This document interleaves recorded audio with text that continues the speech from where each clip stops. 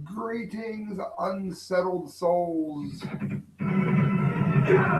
Welcome to the Correct Views. Sam IB DeGangi doing political commentary for the Media Speaks, and it is time for the massive Fukushima update. The last time I posted, I ended up with thousands of views on the first one and almost none on the second.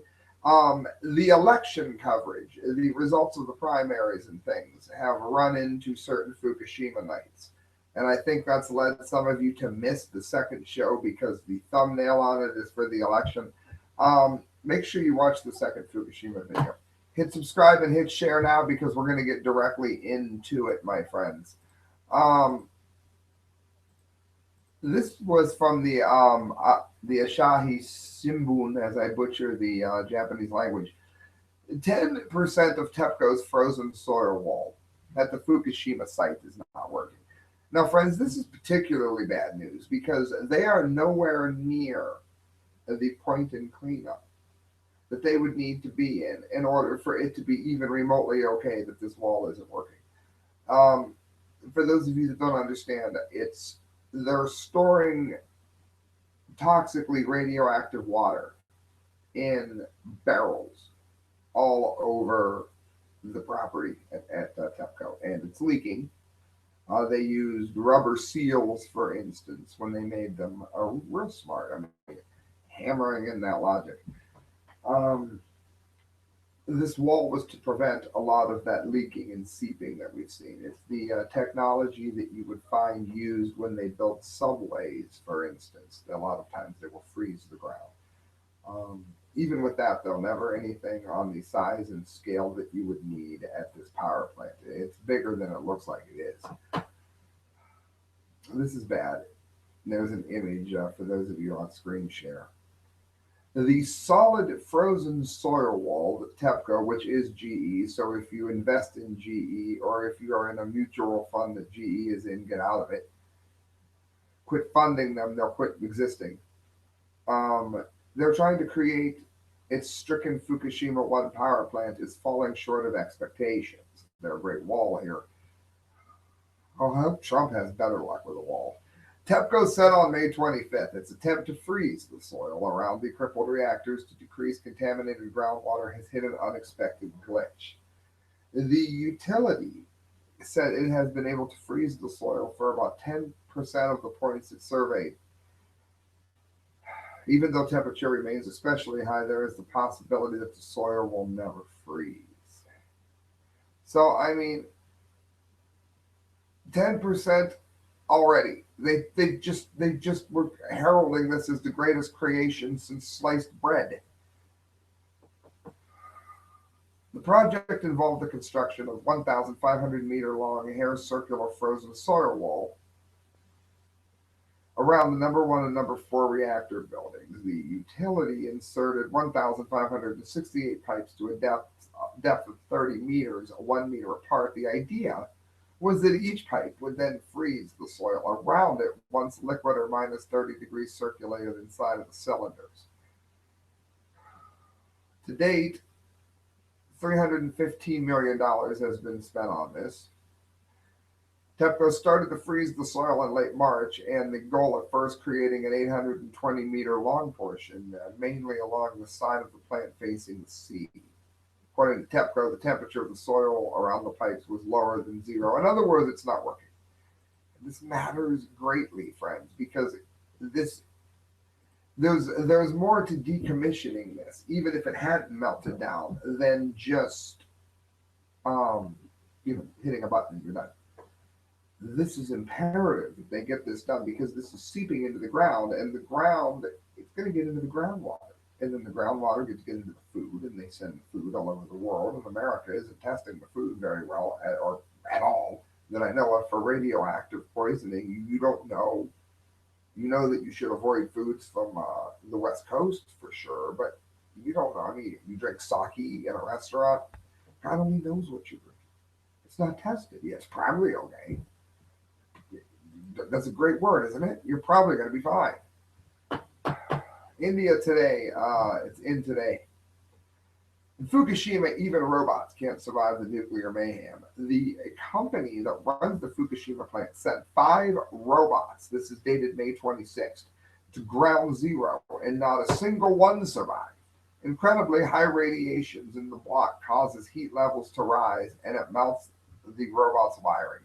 For those of you that don't know, this is how radioactivity kills you and gives you cancer and lessens the quality of your life. In a nutshell, radioactivity cooks things from the inside out. That is a cellular level, a very basic level on life, on carbon-based life forms as we are. Um, it cooks you from the inside out. Well, it does the same thing to robots. It cooks their wiring. It is so radioactive that they can't even get near it. And all of this is seeping into the sea, and their little savior wall here isn't working. A tsunami triggered the earthquake. Of course, we know that. We know what caused the meltdown, melt out, and melt through. But even after 5 years, there is still a tremendous amount of cleanup work left at ground zero. Yeah, it's going to carry on for about the next 25 to 30 years. The Tokyo Electric Power Company, again, TEPCO, GE, get your money out of it. They run the plant, and they've managed to clean up one building, but is still struggling to do some of the other buildings, which has burnt fuel rods. These fuel rods are nothing but chunks of radioactive waste weighing hundreds of metric tons. Yeah, and you could literally perish from being around them for even the shortest periods of time. Um, in the 2 years for TEPCO, it took 2 years for TEPCO, it says, to design the robots for the job of extracting melted fuel rods. And according to TEPCO's head of decommissioning, Niharu Musuda, the heat levels due to radiation are so extreme that it simply melts the robot's wiring. I mean, I'm assuming they haven't even been able to shield it in lead, which I don't understand why they can't, but for some reason they haven't. Japan has been trying out various methods to stop the radiations from damaging the area further. One such method is building ice walls, where we just covered how wonderful that went. 1 million metric tons, 1 million metric tons of irradiated water is being stored on the site and is pumped in to cool down the reactors. After they get rid of this water, friends, they have nothing to do with it. They put it in tanks, which leak. Disposing the radioactive water is still a challenge for TEPCO, as storage tanks have already leaked some of the material into the ocean. Yeah, about 300 tons per day. After TEPCO's robots not surviving the heat levels of radiation, it's a place for no man or machine. Toshiba has developed new robots for picking up the fuel rods and to clean up the scene, which previous robots had failed to do. In other words, it's so bad it is frying the robots, and we are nowhere close to getting this plant in any way that's going to do anything but continue to jeopardize our health. Friends, you're looking at the Patreon site. This is something new I've done. You can donate to the show here. Currently, I have absolutely no one doing it, so I'd appreciate it. The goals are on there. I'm trying to make this what I do for a living. You can pause it. You'll see here quite clearly what I'm talking about. $5 a month, I'll promote your favorite charity. $50 a month, it's actual ad space there, your business, your whatever. Guys, here's what we've got. Economic collapse, Michael Snyder. All of a sudden, fish are dying by the millions all over the planet. Now, it amazes me some of the things that get on the news. An idiot lets their kid roam into a gorilla cage. The kid's dumb enough to roam into the gorilla cage. They shoot the gorilla, of which didn't make me happy, but it's all anybody wants to talk about is this damn gorilla. Meanwhile, in the world where things matter, why are millions upon millions of dead sea creatures suddenly washing up on beaches all over the world? Maybe because they're not worth as much as a gorilla. I don't know. Who cares about a fish? It is certainly not unusual for fish and other inhabitants of the oceans to die. This happens all the time. But over the past month, we've seen a series of extremely alarming death incidents all over the planet, it says. As you will see below, many of these mass death incidents have involved more than 30 tons of fish.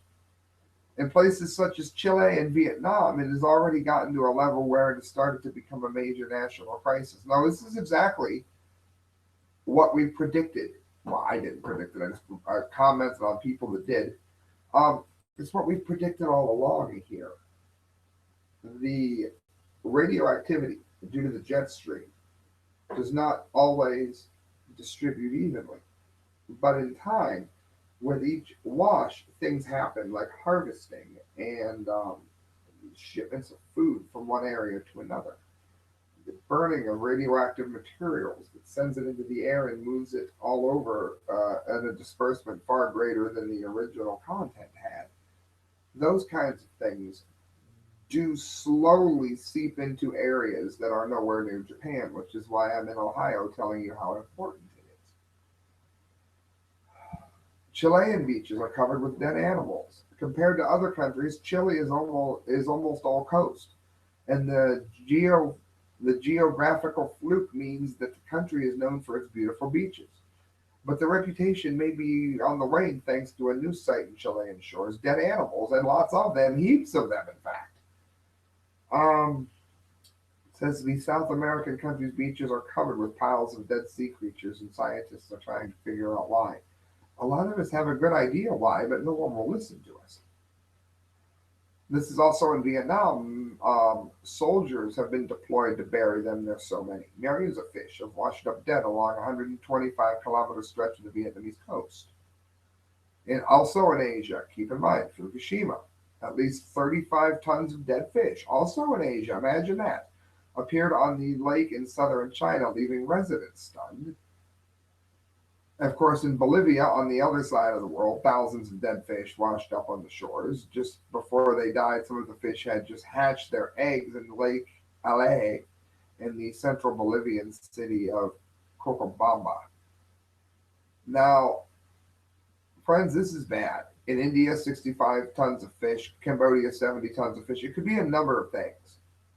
But one thing's for sure, I hate to be the one to point out that this is exactly the kinds of things that you find in the book of Revelations, and people call you crazy if you point it out. Woe to the fish gate. He does mention Fukushima here, thankfully, which is why he's one of my favorite authors. Of course, humanity has done much to destroy the planet as well, and we continue to deal with the aftermath of the Fukushima nuclear disaster. I do think that it is very interesting to note that most of these mass fish deaths have happened in nations that border the Pacific Ocean. He's not claiming that that's what led to all of it, but it's certainly a factor that would increase anything else that's going on because the life, or I should say, the health of the fish, of the tuna, of the things that you're eating, if you're dumb enough to eat it, they haven't found any tuna that don't have some level of radioactivity in it, and you ingest that, and it never leaves your system. You can do things to get some of it out, like with bentonite play and things like that. Shout out to Giselle. Guys, RT mega tsunami may strike and devastate Hawaii within 50 years. Now, I do a lot of things on Fukushima. I also cover world nuke news. And friends, this matters because of the amount of nuclear power plants that could be affected, as well as what this could do to upsetting um, any ongoing cleanup over the next 30 years in Fukushima, because this is a prediction with a span of 50 years. So it's 3 out of 5 chance here, and that's if they are lucky enough to get Fukushima cleaned up in 30 years. It says there is a possibility that within the next 50 years, a large earthquake will hit Alaska and generate a tsunami that would cover Hawaii, leaving the island in utter devastation. Researchers at the Uni of Hawaii and Manoa have found that there is a slight but potential chance of about a 6.5, 12% 9 plus magnitude earthquake. Now, a 9 is what struck Fukushima. Well, this could be doomed for the Aleutian Islands. And it says these are events, they don't happen all the time, but there is a chance of them, and our effort here is trying to define what that chance could be.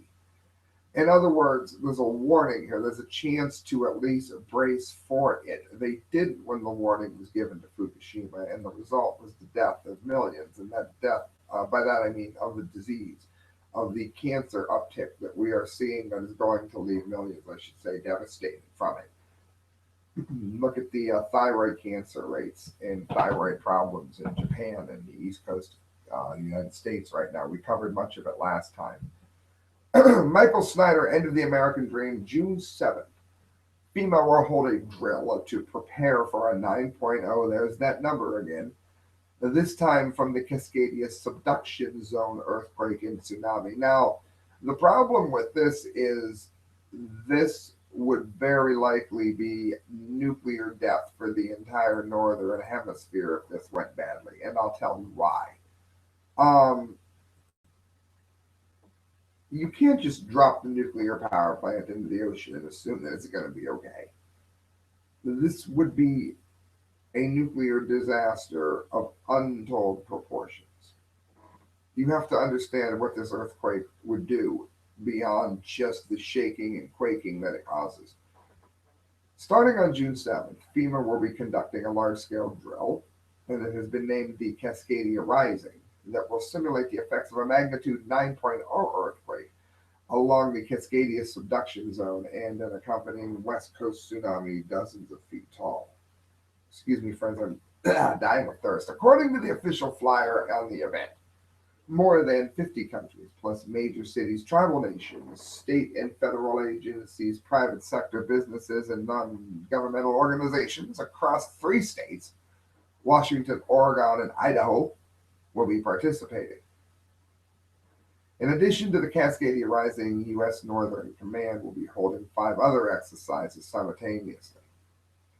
Turbo Challenge, special focus exercises, and joint logistics over the shore. What's all that mean? It means, thankfully, that there's some preparation going into what could be the most devastating earthquake in American history. This would be a deal killer, friends. Absolute game changer. We have never seen such a disaster before in all of U.S. history. Do they know something that the rest of us do not? Yeah, that area is alive. It says it's funny how that they are preparing to deal with the effects of a magnitude 9 earthquake along the Cascadia Subduction Zone because that's precisely the size of earthquake that this author warned about in an article back in March, and we covered it. The San Andreas fault in Southern California gets more headlines, but it shouldn't. For one thing, the direction it moves, San Andreas cannot create a tsunami.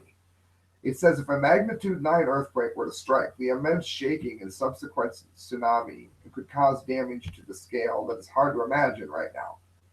Perhaps that's why FEMA feels the need to prepare for such a disaster. Well, I'll tell you what, I'm glad they are.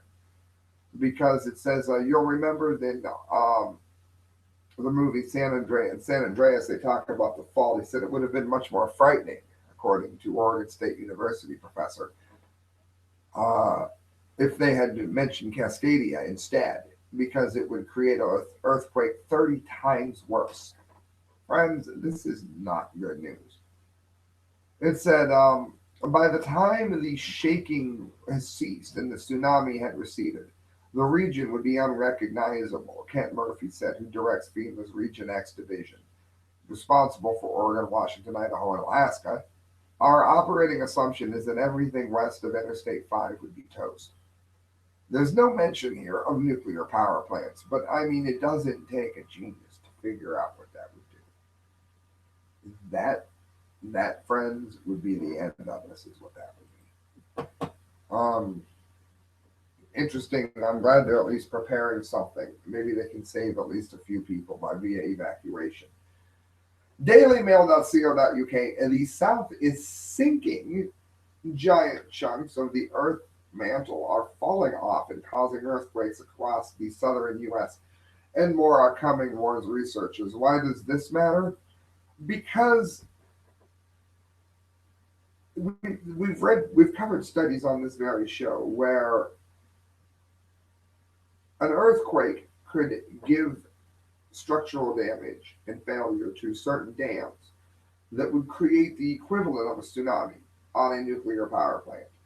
You understand why. Now, I don't mean it'd be like a tsunami, but it would be a massive wave washing over a power plant, which would have the exact same effect as a tsunami on the power plant, not on the whole region, of course.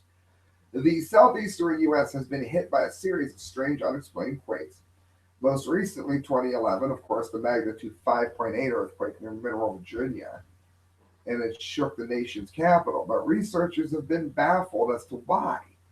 Now they believe the quakes could be caused by pieces of the Earth's mantle breaking off and sinking into the planet. So why don't we build nuclear power plants there, shall we? A new study found pieces of the mantle under this region have been periodically breaking off and sinking down into the Earth. This thins and weakens the remaining plate, making it more prone to slipping, and that causes earthquakes. Now, friends, when you have wise people telling you not to build nuclear power plants, there's a reason that they are wise people and telling you this. The study was published in the Journal of Geophysical Research, Solid Earth. It's based on distinct variations in the geometry and thickness of the lithospheric mantle and founded lithosphere. We suppose that piecemeal declimation has occurred beneath the region. In other words, the Earth is falling into itself. He just wants to be wordy. The region has been built over the past billion years by periods of creation, and when a new material is added to the plate, the plates will split apart. Isn't that just remarkable news? I'm going to go to screen share so you can look at this map of where it's affecting. We were intrigued by what was going on, and we can link these activities to structures deeper in parts of the Earth. Friends, that is not good news at all. According to Viral, pieces of the mantle have most likely been breaking off from underneath the plates since 65 million years ago. In other words, it was never a good idea to build the nuclear power plants there, but we did anyway, thinking we knew everything. Guys, Sticker Junkie, they are a proud supporter of the show. And when you go to Sticker Junkie, make sure on checkout, whatever you do, put in correct views, the correct views. You're going to get amazing stickers, and then you're going to get a savings on those amazing stickers because you listen to the show. And that, friends, is double good for you because when Sticker Junkie sends you stickers, you go to the mail and you see them, the vibrant colors popping out at you. You're going to be thrilled, friends. Moving on, we were talking about the San Andreas fault. We're going to stay with it for a minute, even though it's not as bad as Cascadia. It is the one more likely to cause immediate problems. And it looks like that's exactly what it's aiming to do. San Andreas fault, locked, loaded, and ready to roll with a big earthquake, experts say. And that's bad because, again, this will trigger nuclear meltdowns and issues with one of the highest food producing areas in the entire world. This is from Rongong Lin II. The Southern California section of the San Andreas Fault is, of course, locked, loaded, and ready to roll. This is from the National Earthquake Conference in Long Beach. The San Andreas Fault is one of California's most dangerous and is the state's longest fault. Yet for Southern California, the last big quake was 1857. Yeah, well, they didn't have nuclear power plants in 1857 when this 7.9 monster hit. What that would do now would be catastrophic. So it's been quiet since then, a bit too quiet for Thomas Jordan. He's the director of the Southern California Earthquake Center. The springs on the San Andreas system have been wound very, very tight. And the Southern San Andreas Fault in particular looks like it's loaded and ready to go. He said it as his opening keynote talk. Other sections of the San Andreas Fault are also far overdue for the big quake. Further southeast at the Cajon Pass, San Bernardino County, and the fault has not moved substantially since 1812.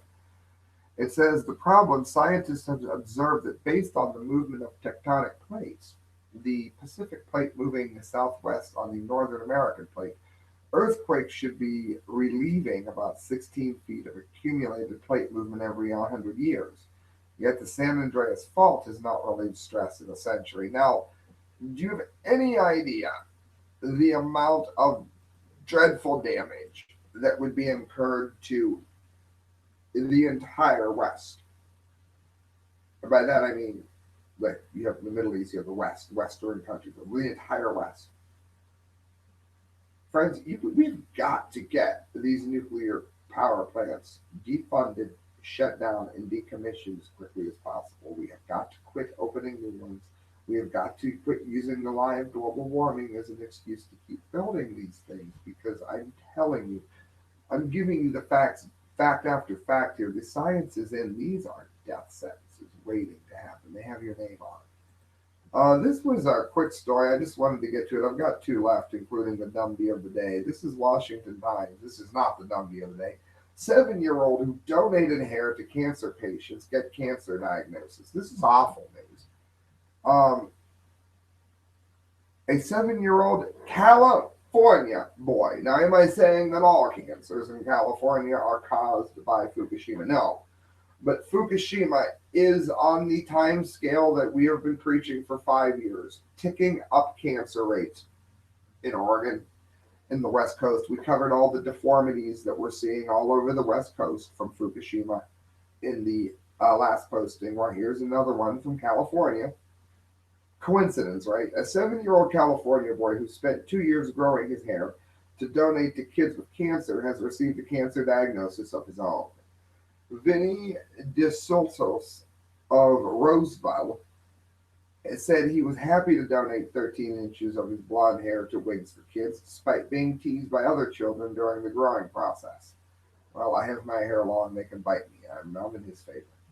Now the boy is battling stage 4. Friends, that's bad. There is no 5. Stage 4 cancer that is spreading from his knees to behind his eye. I didn't even know that was possible. It's causing him to squint, Meditate reported. Basically, what they found is that he has a significant growth on his hip, and then a bone around his eye, and behind the nose, and around the cheek on the right side, the boy's father, Jason DeSotos, told Fox News. Doctors are still trying to identify what type of cancer the boy has, his parents says. Now, they've launched a GoFundMe page, which I'm going to be showing here. That's just awful news. Again, the West Coast cancer is going through the roof. There, it's $456,000. They're trying to get 500,000. Hit screen share. That's the hero right there that really needs our help. And friends, that brings us to the dumbdee of the day. Now, the dumbdee of the day here is sort of just a dumbdee for mankind in general. And I'll just let this ride behind me as we do it. Zero hedge. British general says a nuclear war with Russia in 2017 is entirely possible. That is only because we have allowed ourselves to become very stupid and very complacent. Most people do not truly understand what even a very limited nuclear exchange would actually do to the region and the world as a whole, due to things like industry, food production, immigration. This would be a disaster of health and a disaster of economy. To even talk about it is madness. With tensions between Russia and the West at post-Cold War highs, the former NATO deputy military chief is now saying that a nuclear war with Russia over the Baltic nations in 2017 is entirely plausible. Yeah, if you're insane. He said at the RT, General Sir Richard Sheriff from Britain served on the second highest NATO military office in Europe between 11 and 14. And he's written a fictional book about a nuclear war with Russia in 2017, triggered by a dispute on the Baltic nations. While the story is indeed fictional, Sheriff said the story is based on an entirely plausible scenario. And the way he lays it out, Russia would occupy the Ukraine to secure the land route to Crimea area and then invade the Baltic nations. Well, a lot of that could actually happen because NATO is encroaching on Russian lands when they said they wouldn't, when the Cold War ended, which is warmongering from the West. And then you have the equally problematic Putin, who has helped create a terrible refugee crisis due to his handling of ISIS. And he is not a man of peace. He buzzes ships in international waters trying to provoke them. It's international waters, they're allowed to be there. Russia trying to start a fight. We have two very evil sets of leaders, Putin's regime and Obama's regime, if you will. Both very evil, vile people with their fingers on the nuclear button, friends. And that is your massive Fukushima nuclear world update. Do me a favor, go to Patreon. Please donate if you can. Go to the correct views at hotmail.com. That's better because I don't have to filter the money through a site. They just give it to me. All the money you give me for the show goes to the show. Goes to the lights. Goes to. I'm not going to be taking vacations on the money you send, but I would appreciate it. I am trying to grow this show and make this much more frequent, and I need your shares and subscriptions and support, and I will keep giving you the best commentary that I can, based in facts. So hit share. Good night, friends. God bless.